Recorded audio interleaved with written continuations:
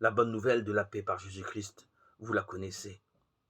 Jésus, qui était de Nazareth, comment Dieu l'a oint de l'Esprit Saint et de puissance, lui qui a passé de lieu en lieu, faisant du bien et guérissant tous ceux que le diable avait asservis à sa puissance. Acte 10, 36-38.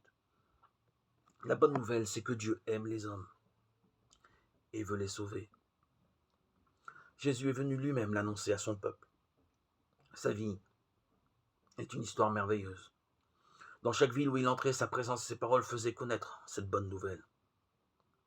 Jésus offrait la délivrance de Dieu à tous ceux qui en avaient besoin, du plus petit au plus grand, même dans les situations désespérées. Quand il rencontrait une personne qui souffrait, il pardonnait, délivrait, consolait.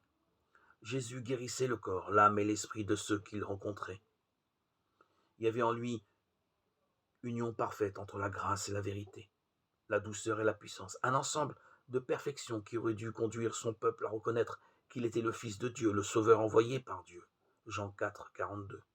Pourtant, Jésus n'a été ni reconnu ni reçu par son peuple.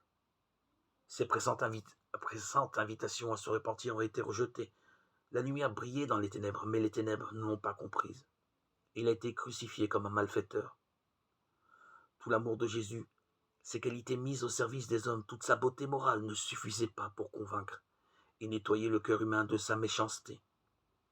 Jésus, l'homme parfait, devait mourir pour effacer nos péchés, pour nous donner un cœur nouveau, une vie nouvelle, si nous croyons en lui.